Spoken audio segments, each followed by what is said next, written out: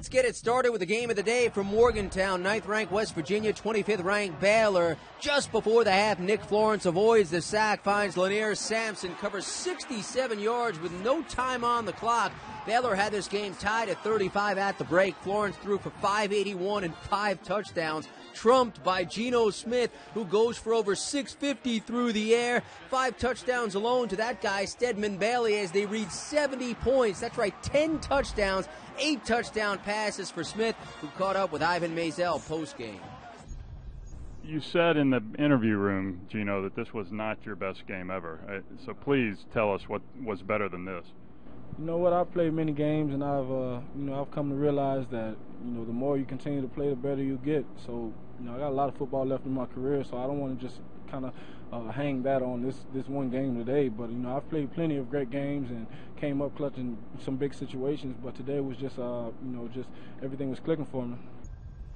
What a conference debut for the Mountaineers. It was the Big 12's highest scoring game ever, with Smith completing 45 passes for those 656 yards and tying a conference record with 8 scoring strikes. His favorite target, Stedman Bailey, who hauled in 13 catches for 303 yards and 5 touchdowns, though he was trumped by Baylor's Terrence Williams, who had 17 catches for 314 yards. And welcome to College Football Final Extra. I'm Jim Basquil. Big Ten play began on Saturday with only Ohio State, Minnesota, and Northwestern making it through non-conference play undefeated. The Buckeyes were in East Lansing, having won 7 of the previous 8 games against Michigan State, including 3 straight at Spartan Stadium. Urban Meyer was also trying to become the 3rd Ohio State coach to start 5-0 in his first season with the team. Let's check it out. The Spartans had just gone on top of the Buckeyes' third quarter. Ensuing Ohio State drive, Braxton Miller up top for Devin Smith, covers 63 yards, and that's your game-winning score. Post-game, Brian Bennett caught up with the Buckeye wideout. What does this win say about you guys? You really kind of slogged it out and grinded it out at the end when you needed to. Just like you said, grinding out. This team's really grinds out. We grind every single day. No matter what we're doing, Coach Meyer does a great job of making sure everyone on this team works hard and showing on the field.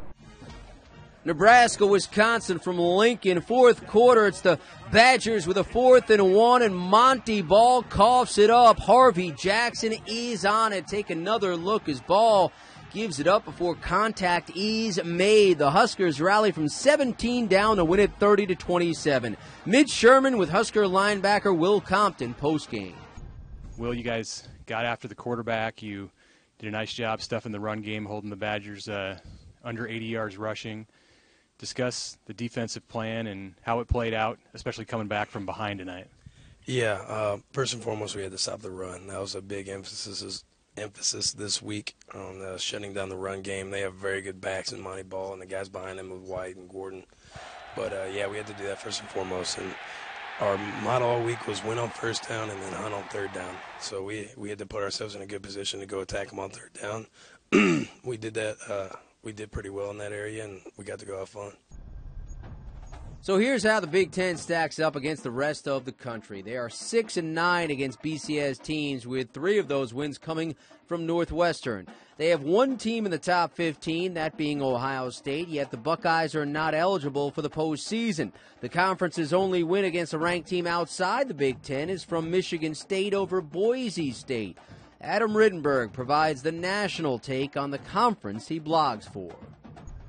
The Big Ten avoided national embarrassment with the first weekend of league play getting underway, but not an overly impressive showing from the conference. Aside from Penn State that made a major statement at Illinois, up and down the league, really kind of so-so results. Nebraska got a win, but not very impressive, at least early on against Wisconsin. Ohio State, sloppy performance for the most part at Michigan State. 3 turnovers. They found a way to win. Credit to them, but not that statement game. Northwestern blew a lead against Indiana. Minnesota exposed by Iowa. So, again, it's just still a league that it's hard to figure out who's really good, who's the team to beat. Should make for some exciting division races, but we're not seeing a whole lot of separation in the first week of league play. So no national embarrassment, but not really an impressive start to conference play. 12th-ranked Texas and Stillwater getting Oklahoma State late in the fourth quarter. Joe Bergeron looks like he coughed it up at the goal line. They call it a touchdown review, and that call is upheld. Game winner, Texas 41-36. Post-game, Big 12 blogger David Ubbam with Horns Nation reporter Carter Strickland. Real quick, what do you feel like you learned about the Horns in this game? Well, I think you learned they couldn't tackle. But one of the other things you learned was that David Ash is the real deal at quarterback, at least for now. You know, they came in, they wanted him to be a game manager, and I think he was really a game winner. He showed some things on that last drive, 29-yard pass on 4th and 6, 32-yard pass to Mike Davis down at the goal line. He really grew up, and that offense got a lot of confidence in him tonight. 5th-ranked Georgia forced 3 Tennessee turnovers in the final 6 minutes, while Todd Gurley and Keith Marshall combined for 5 touchdown runs, and the Dogs survived in the highest-scoring game ever between these SEC rivals. Edward Ashoff with Bulldog guard Chris Burnett postgame.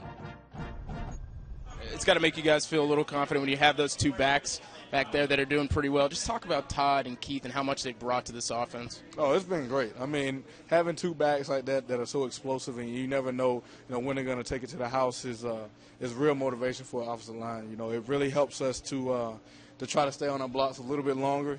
Just push as hard as we can a little bit longer. Just that little extra bit of oomph there has really been motivating us. So, I mean, those guys, you saw it today. Keith has some afterburners. I don't know where they come from, because guys have angles on them, and he just still runs right past them, and Todd will run over anybody in his way. So, I mean, it's awesome having guys like that who can take it to the house. So.